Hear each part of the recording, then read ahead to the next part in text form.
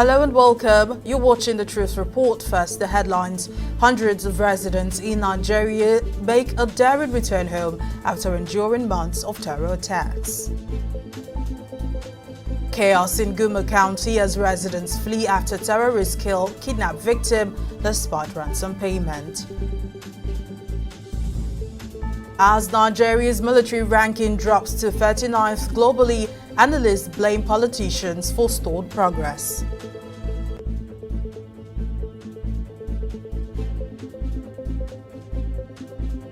After enduring months of displacement caused by relentless terrorist attacks, a resilient Christian tribe in Nigeria's Plateau State has made a courageous decision to return and rebuild their lives in the face of adversity. Determined to reclaim their ancestral land, these residents have begun the daunting task of restoring their homes and communities, which were ravaged during the violence, forcing them to flee. Their return symbolizes hope and defiance against the forces that sought to uproot them.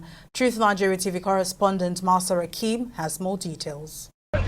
On January the 4th, hundreds of residents from the majority Christian-run tribe marched several miles to return to their ancestral homes, months after terrorists launched mass attacks, displacing thousands in the south of Jos, the capital of Plateau State. The return was marked with a spectacular ceremony as the residents of the Butura community, located in the Boko County, declared their readiness to fight back against terrorists and rebuild their lives. It is a celebration of community strength and resilience.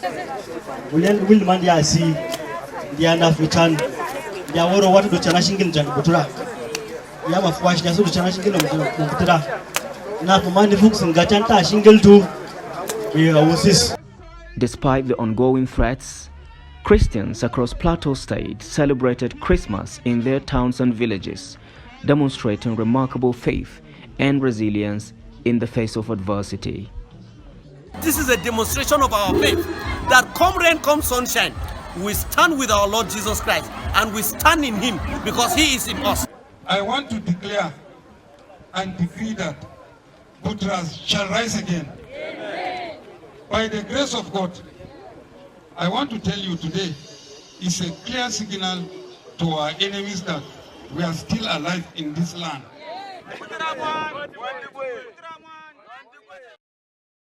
And inhabitants of Akko and nearby communities in Imo County, Benue State, north central Nigeria, are fleeing their homes after Fulani kidnappers murdered Tezungwe Shako, a local vendor, despite collecting a $3,500 ransom from his family. In a heartbreaking final phone call with family members, Shako revealed the extent of his suffering before being tragically killed on January 6th.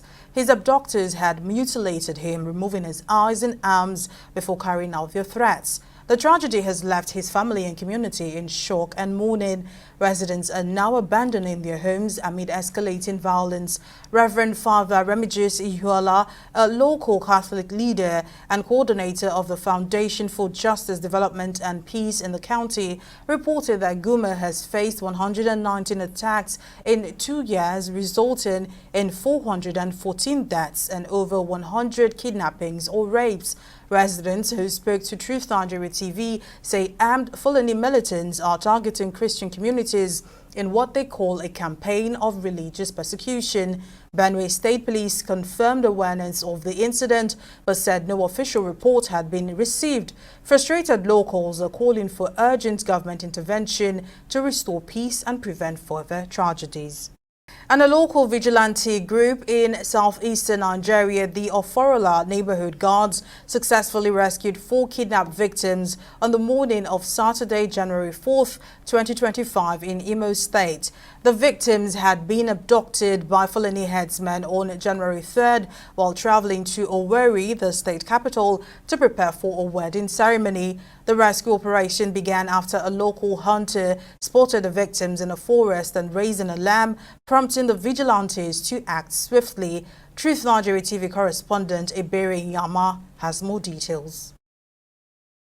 In another harrowing abduction tale out of Nigeria, a Friday evening journey turned into a nightmare. 4 people, a man and 3 women, were kidnapped by armed Fulani herdsmen in Owerri, the capital of Imo State, southeastern Nigeria. The victims' accounts, shared exclusively with Truth Nigeria TV, reveal how Fulani militants may be expanding their reach in the region. Godwin Ezekwe, one of the victims, was shot by the kidnappers, but God preserved his life. They asked us to stand again for another movement, move. Getting to a place, they find out that that place is a road where people will see them. They just asked us to lie down flat. We lie down flat around after 7. Till around 7:38, a hunter was passing. A village hunter was the person that saw one of my aunts. She now asked my auntie to doctor. My auntie went back and fly down.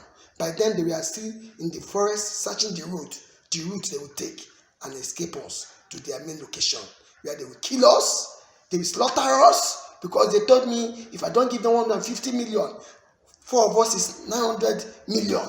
If I don't get them 900 million, they are going to. They brought out their dagger. They showed me. They said they remove my kidney. I said, God, I give my life to God. I said, God, do with me whatever you will. The Oforola Neighborhood Guards, a local vigilante group, launched a rescue mission. The operation led to the death of 2 kidnappers who Ezekwe identified as Fulani herdsmen. I just had on my leg, bah. He shot my 2 legs, shot my sister. They ran away. So the other guy, the vigilante from that community, they call it Oforola community in Owerri West, local government. From where they adopt me to that place, it's almost 2 hours plus again. My God, I just have to give God thanks to God. From there, I was rushed to the hospital where they gave me the first aid treatment. There was an information we are working on between DSS, Umuguma Division, and anti-kidnapping. By the grace of God, the information matured through our boys. Then we'll now move in conjunction with anti-kidnapping about the people that were kidnapped somewhere. But by the grace of God and the intervention of all the neighborhood guard, and thank God for the backup of anti-kidnapping, because these guys are using AK, our own, because we are using the land belongs to us. We know the strategies. We know where to follow, and we overpower them. In the face of mounting kidnappings and attacks linked to Fulani herdsmen, local residents are growing increasingly fearful. Sergeant Robert Enyama, a retired Nigerian army officer, warns that the situation is worsening. It's a great concern. The government are trying, but I said their effort is not enough. Is there nothing else that they will do? I know that their effort mostly are concentrated in urban areas, but they should look at the rural areas. I am advising that they should do more by empowering the local vigilantes, by taking the Air Force should fly and see those areas, comb the areas, and make sure that they chase the people out. If they do this, the place will be calm and cool for the villagers to dwell. As the Oforola Neighborhood Guards Daring Rescue highlights local courage, the growing threat of abductions intensify calls for a stronger government response. Ebere Enyama, reporting for Truth Nigeria TV. While still talking security, Boko Haram militants launched a devastating attack on Damzer, a Christian community in Chibok County, northeast Nigeria, in the early hours of January 12, 2025. The assault left 2 brothers dead, a woman injured, and over 30 homes and a church in ruins. Witnesses say the militants targeted Christian residents, looting and burning vital food supplies. Yakubu Nkeki, a community leader and chairman of the Association of Parents of Missing Chibok Girls, described the attack as merciless, with gunfire and screams filling the night as residents fled to nearby mountains. The militants also vandalized a church and set it ablaze, adding to the destruction. Local resident David Ibrahim reported that the attackers sought to recruit locals into their ranks, killing those who refused. The two brothers, Enoch and Josiah Pogo Putza, were executed when they resisted. This latest attack follows a string of failed attempts by Boko Haram to overrun Chibok communities in recent months. While controversy erupts as the Nigerian Football Federation names a Franco-Malian as the new head coach of the men's national team. We'll bring you more on this story when we return. Stay with us.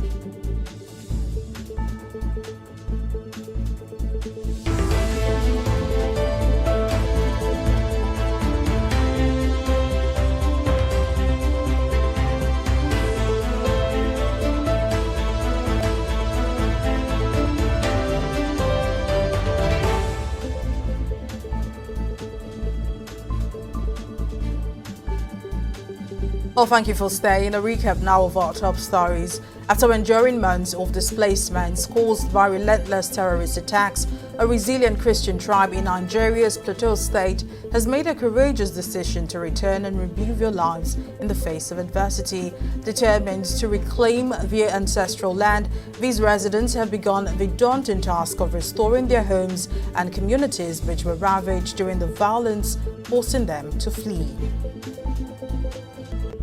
And inhabitants of Akko and nearby communities in Imo County, Benue State, north-central Nigeria, are fleeing their homes after Fulani kidnappers murdered Tezungwe Shaku, a local vendor, despite collecting a $3,500 ransom from his family. In a heartbreaking final phone call with family members, Shaku revealed the extent of his suffering before being tragically killed on January 6th.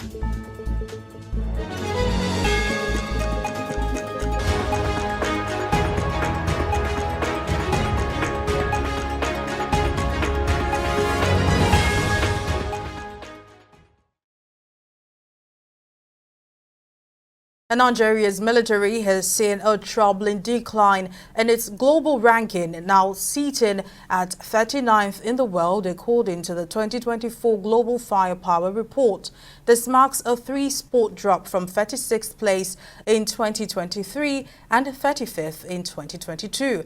Despite the addition of advanced fighter jets and other combat equipment, as well as reported successes in combating terrorism, Nigeria's military standing has slipped. Regionally, the country's position in Africa has also weakened, dropping from 3rd to 4th. Security consultant and retired Air Force officer Wing Commander Zakawe Williams discussed the factors contributing to this decline with Truth Nigeria TV. Williams pointed to political leaders for hindering progress in the fight against terrorism. Regarding the situation in the country today, it's not that the military cannot rout these people, but is there the political will to ask the military to do it? If the system or the government today is serious and say they want these bandits out, they will be routed in 24 hours. It's not a hidden fact that the politicians are involved in all this. They brought them in during the Muhammad Buhari's election. They brought them in to come and fight for them to win election. When they win election, they will take care of them. When they won the election, they abandoned them with the weapons they have provided them, so they go about. And they are still hiding them some places. It's so appalling that you see people like Turji Bello is coming to tell the government to negotiate with him. Who is he? Who is Turji? Who are all these people? And I can tell you, they know them all. They know where they are. If I insult the president now in the media, they will track me and arrest me. These bandits I don't call them bandits because they have been declared terrorists. And terrorists should be treated as such. Why is it the people that use telephone calls, they make calls, why can't they track them? Williams also highlighted the troubling collaboration between civilians and terrorists, which he believes is further complicating the war on terror. Despite these challenges, Williams remains hopeful that Nigeria's military will ultimately overcome the country's security issues. If you look at this place in southern Kaduna South, southern Kaduna, what call it? Saminaka. There are no terrorists there. Do you know why? The locals refuse to agree with them. They refuse to go into park with them. And they have one of the vast forests there. They refuse to go into park with them. And that's why there are no terrorists. So anywhere you see terrorists operating, they have a pact with the locals and even the chiefs there. That's the truth. And Benue State in north-central Nigeria is facing an escalating humanitarian crisis as thousands of Christians flee their homes to escape the relentless terror attacks gripping the region. These displaced individuals are now taking refuge in overcrowded camps where conditions are worsening by the day. One such camp, originally built for just 2,000 people, now houses more than 6,000 displaced persons, including women, children, and the elderly. Reverend Father Remigius Ihuola, coordinator of the Foundation for Justice, Development and Peace in Benue, has expressed his deep concern about the crisis. He highlights the devastating impact of the attacks by Fulani militia. There are many societal ills and many problems, but the one challenge that has faced us and has worried us for a long time has been the issue of displacement of our people. And it is not just the displacement of our people, because displacement can be caused even by natural disasters like earthquakes or flooding and things like that. But people in Benue State, especially in the areas that Makudiasis covers, have been displaced for a long time as a result of human activity. By human activity, I mean by as a result of some human beings coming into territories and displacing them, killing them, maiming, destroying. They kill those they can kill in their thousands or in their hundreds, and they run away. And the killings have been taking place on a daily basis. See the shelter. This is where a human being sleeps. This is terrible. This is terrible, and this is happening live in Benue State. And these are human beings sleeping here. This is not for animals. These are for human beings. What you're saying, humans sleep in them, and it rains on them. The sun shines on them. Everything happens here. Some of them, they have children. Some of them are lactating mothers. Some are aged. So it's terrible. There are about 3,000, approximately 3,000 IDPs in this camp currently. There might be more, because they are still undergoing registration. There might be more. But as regards our records, there are about 3,000 IDPs living in this unhealthy situation. And for decades, violent clashes between herders and farmers in Nigeria's north-central Plateau State have left communities devastated and livelihoods destroyed. But amidst the challenges, a story of resilience is emerging in Bassa County. Displaced farmers are finding hope through an initiative by the Plateau State Ministry of Agriculture aimed at helping them rebuild their lives and restore their farmlands. Our correspondent Lawrence Zongo takes us to the heart of this effort, where determination and community spirit are paving the way for recovery. In Plateau State, Nigeria, hope is taking root amidst the shadows of terror. Years of violence, clashes between herders and farmers have devastated communities and livelihoods, leaving many displaced. Yet, amidst the turmoil, efforts to rebuild are providing a glimmer of optimism. At the heart of this effort is an initiative by the Plateau State Ministry of Agriculture to provide aid to displaced farmers. In Bassa County, displaced farmers are gathering from 18 different communities at a capturing center for registration, a vital step in rebuilding their lives and reclaiming their fields. Despite the challenges, these farmers demonstrate resilience and determination.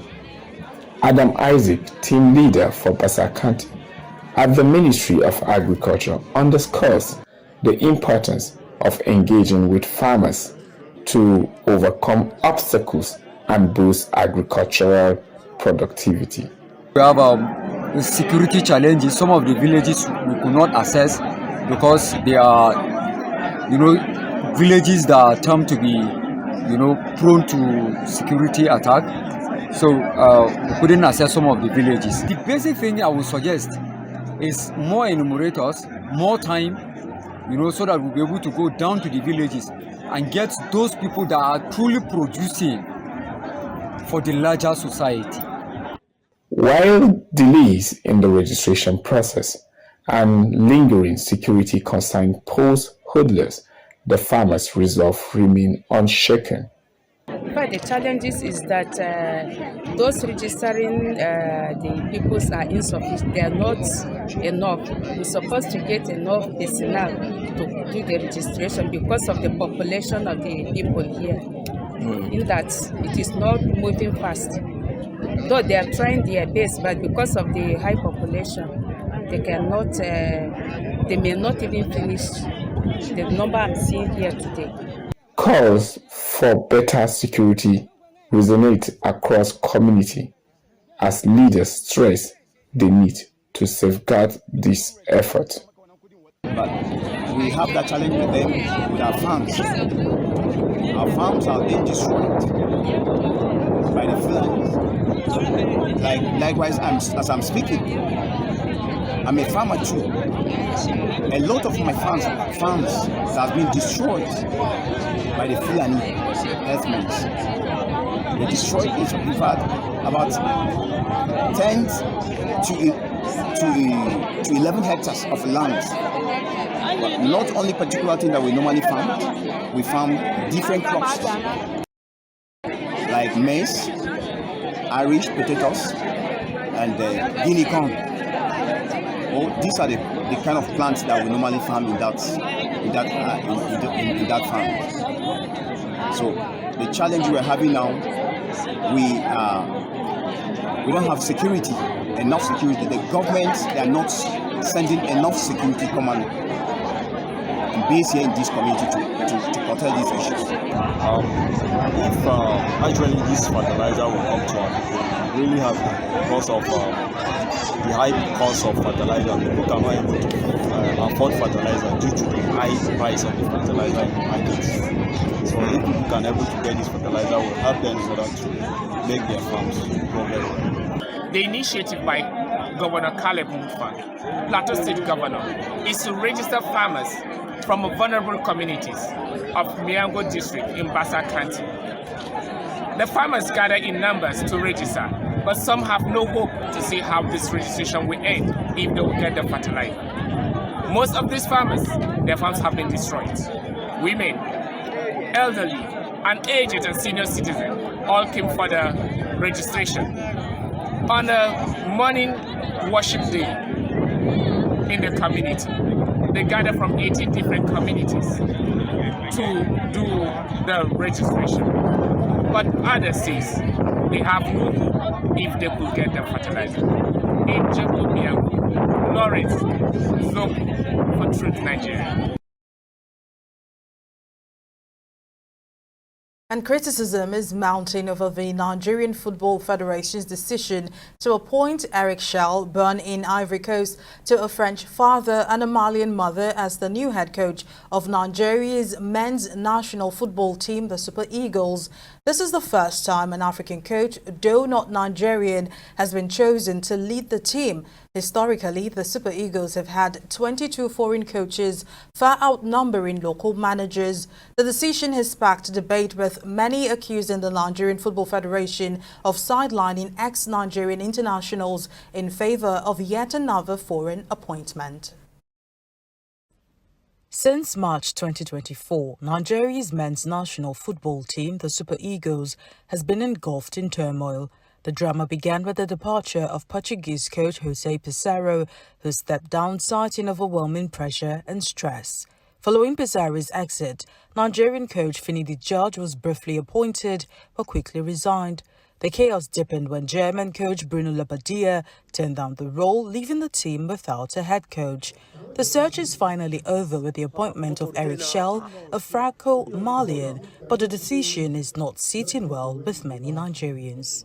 One cannot, because of a one-off performance, taking Mali to the semi-final now of the last AFCON, admit that he has all it takes or the pedigree to qualify Nigeria for the World Cup. Already we are at about 3 points or so on the table, so we have a lot to do. I believe that with the performance of Ego Avoin qualifying us for the AFCON, he should have been left alone with the boys, to continue on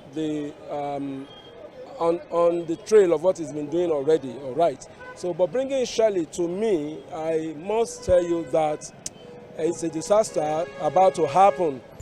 The coach should be able to use the opportunity given to him as a Malian to turn around the fortune of the Eagle. Whoever he is, he should be able to galvanize the Eagle so that they can come up and win matches for Nigerians. At Shell's unveiling, Shehu Diko, chairman of Nigeria's National Sports Commission, called for unity amid the backlash, highlighting the appointment as a step towards strengthening ties within West Africa. So what I enjoyed all our stakeholders to do is to support Eric, to stop all this negativity or whatever it is. But it's normal. There's never a coach that has been employed anywhere. Even in the big teams in the world, somebody will say he doesn't agree with it. So it doesn't to do. It's not special with Nigeria. It's normal. People have forgotten that we are all ECOWAS. So our ECOWAS is supposed to be one family and one united family. And our president, President Bola Tinubu, by the grace of God, is the president of ECOWAS. So to have a Franco-Malian to join us here is another chapter in advancing the relationship and the bonding between the ECOWAS. Singing praises of the new head coach at the unveiling, President of the Nigeria's Football Federation, Ibrahim Gusau, defended the process that led to Shell's appointment, emphasizing the need for a coach with deep knowledge of African football. We gave the technical committee the opportunity and the privilege to work diligently and get us a coach. And they did their work. They do whatever they need to do. And they gave us their report. We look at the report and we talk with the National Sports Commission. They gave us their own endorsement, and Eric is here today. We want somebody that understands the mentality of African football. And Eric is here, and by the grace of God, he is going to give us the results. But Shell faces an uphill battle. The Super Eagles must beat tough opponents, including South Africa, Benin Republic and Rwanda, to qualify for the 2026 World Cup. I know the expectation of the Nigerian peoples. I love attacking football.